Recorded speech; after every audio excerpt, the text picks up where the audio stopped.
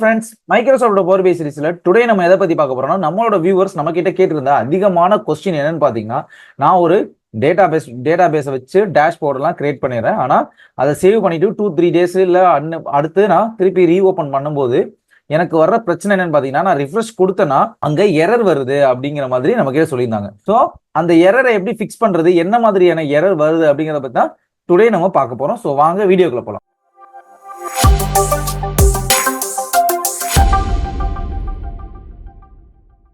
அதுக்கு முன்னாடி நம்மளோட சேனலை சப்ஸ்கிரைப் பண்ணாம பார்த்துட்டு இருந்தீங்கன்னா நம்மளோட சேனலை சப்ஸ்கிரைப் பண்ணிட்டு பக்கத்தில் உள்ள பெல் ஐக்கானை கிளிக் பண்ணிக்கோங்க. அப்பதான் நம்மளோட மைக்ரோசாஃப்ட் பவர் பி சீரிஸ் வீடியோவை உங்களால தொடர்ந்து பார்க்க முடியும்.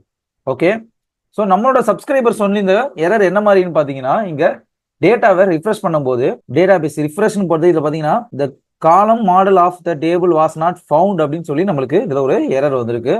ஸோ இது மாதிரியும் வரும், காலம் நாட் ஃபவுண்டுன்னு கூட நம்மளுக்கு எரர் வரும். ஸோ இந்த மாதிரி எரர் ஏன் வருது அப்படின்னு ஃபர்ஸ்ட் பார்த்தீங்கன்னா, அதுக்கு நீங்க இதுல டேட்டா ஃபீட் பண்ற அந்த எக்ஸல் சீட்டோ இல்ல கூகுள் ஷீட்டோ எதுல இருந்து ஃபீட் பண்றீங்களோ அதுல உள்ள இந்த காலமோட ஹெட்டர்ஸ், அதுல உள்ள இந்த காலமோட ஹெட்டர்ஸும் நம்மளுக்கு இங்க டேட்டா பேஸ், அதாவது பவர் பிஐல உள்ள டேட்டா பேஸோட காலம் ஹெட்டர்ஸும் ரெண்டும் சேமா இருக்குதா அப்படின்னு ஃபர்ஸ்ட் நம்ம செக் பண்ணிக்கணும்.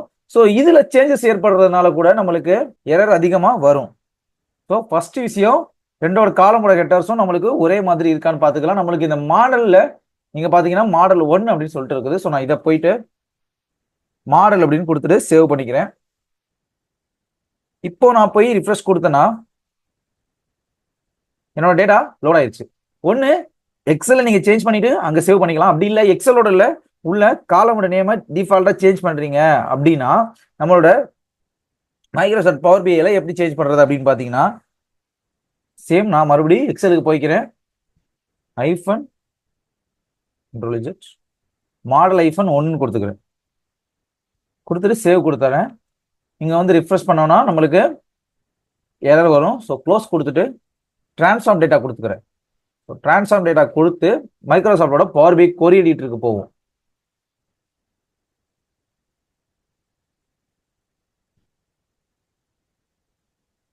பவர் பிஐயோட கொரி எடிட்டர்ல இங்க பாத்தீங்கன்னா எரர் காட்டுது பாருங்க, எக்ஸ்பிரஷன் எரர், தி காலம் model the table was not found details model அப்படின்னு வந்திருக்கு பாருங்க. ஸோ இதுல நீங்க இதை கிளிக் பண்ணி கீழே வந்தீங்கன்னா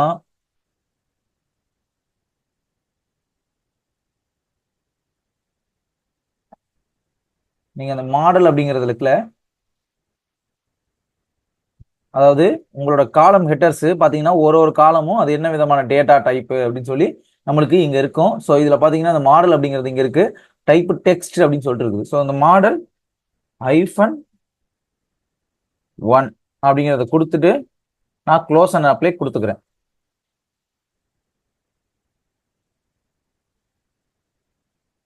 ஸோ நம்மளோட டேட்டா க்ளோஸ் அண்ட் அப்ளை கொடுத்து டேட்டா லோட் ஆகுது. 381 டேட்டா லோட் ஆயிருச்சு. இப்போ ஏன் இங்க சாட் போச்சு அப்படின்னு சொல்லிட்டீங்கன்னா, காலம் சாட் ஏன் போச்சுன்னு சொல்லிட்டோம் பாத்தீங்கன்னா, இப்போ மாடல் அப்படிங்கிற காலமோட நேமை நம்ம சேஞ்ச் பண்ணிட்டோம். ஸோ நம்ம மாடல் அப்படின்னு இருக்கும்போது தான் நம்ம ட்ராக் அண்ட் ட்ராப் பண்ணி அதை யூஸ் பண்ணியிருப்போம். ஸோ இப்போ பாத்தீங்கன்னா அதை ஃபிக்ஸ் கொடுக்கும்போது கஸ்டமரோட நேம் மட்டும் தான் இருக்கும். நான் இப்போ மாடலை இங்க ட்ராக் அண்ட் ட்ராப் பண்ணனா எனக்கு பழையபடி சேமா வந்துடும். ஸோ நான் இப்போ டேட்டாவை ரிஃப்ரெஷ் பண்ணா கூட நம்மளுக்கு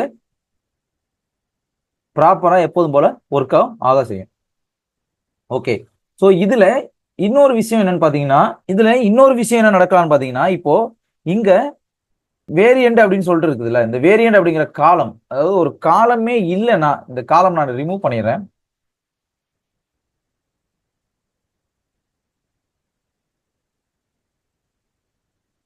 இந்த காலமை செலக்ட் பண்ணிக்கிறேன், டெலிட் பண்ணிடுறேன், டெலிட் பண்ணிட்டு சேவ் பண்ணிடுறேன். சேவ் பண்ணிட்டு இப்போ போயிட்டு டேட்டாவை ரெஃப்ரெஷ் பண்ணாலும் நம்மளுக்கும் அதே மாதிரி வேணா ஒரு எரர் வரும். ஸோ இப்போ பார்த்தீங்கன்னா வேரியண்ட் வாஸ் நாட் ஃபவுண்ட் சொல்லிட்டு ஒரு எரர் வருது. ஸோ இந்த மாதிரி டயத்துல நம்ம என்ன பண்ணணும்னா க்ளோஸ் கொடுத்துக்கிறேன். ஒன்று அங்க வேரியண்ட் அப்படிங்கிற காலத்தை நீங்க டிஃபால்ட்டா ரிமூவ் பண்றீங்கன்னா உங்களோட எக்ஸல் டேட்டா டைப்லயோ இல்லை நீங்க யூஸ் பண்ண போற இம்போர்ட் பண்ண போற டேட்டா சைட்ல இருக்கு, அதாவது டேட்டா நீங்க ஃபீட் பண்ண போற இதுல நீங்க டிஃபால்ட்டா ரிமூவ் பண்ண போறீங்கன்னா நீங்க பண்ண வேண்டிய விஷயம், மறுபடியும் டிரான்ஸ்ஃபார்ம் டேட்டா போயிட்டு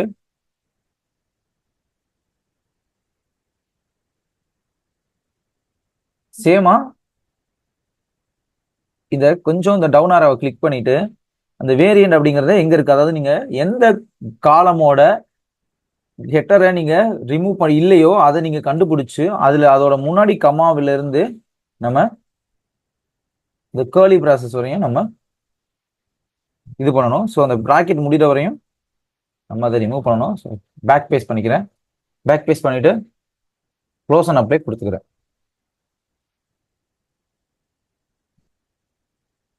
ஸோ மறுபடியும் நம்மளுக்கு லோட் ஆகுது. ஸோ பார்த்தீங்கன்னா இப்போ நம்மளுக்கு சேவ் ஆயிடுச்சு. மறுபடியும் நான் போய் இப்போ ரிஃப்ரெஷ் கொடுத்தேன்னா எனக்கு இங்க எந்த ஒரு எரருமே காட்டாது. ஓகே ஃப்ரெண்ட்ஸ், நம்மளுக்கு ரிப்போர்ட் பேஜை ரிஃப்ரெஷ் பண்ணும்போது நம்மளுக்கு எரர் வரும்போது அது எதனாலன்னு பார்த்தீங்கன்னா, ஒன்று அங்க காலமோட ஹெட்டர் சேஞ்ச் ஆயிருக்கலாம், இல்லைன்னா காலமே இல்லாம கூட இருக்கலாம்.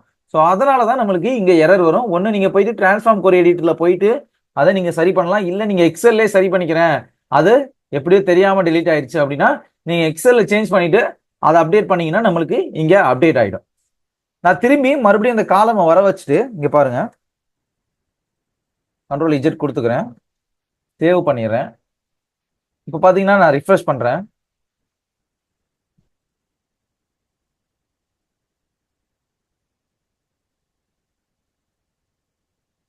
வேரியன்ட் அப்படிங்கிற அந்த காலமும் எனக்கு இங்க லோட் ஆயிடுச்சு. சப்போஸ் உங்களுக்கு அந்த மாதிரி ஏதாவது தெரியாம டெலீட் ஆயிருந்தா கூட நீங்க அதை திருப்பி மறுபடியும் அந்த காலமை கிரியேட் பண்ணிட்டு நீங்க ரிஃப்ரெஷ் பண்ணா உங்களுக்கு டேட்டா இங்க வந்துடும். ஓகே ஃப்ரெண்ட்ஸ், இந்த வீடியோல எப்படி நம்மளுக்கு ரிஃப்ரெஷ் பண்ணும்போது வர எரரை கிளியர் பண்றது அப்படிங்கிறத பத்தி பார்த்தோம். தேங்க்யூ.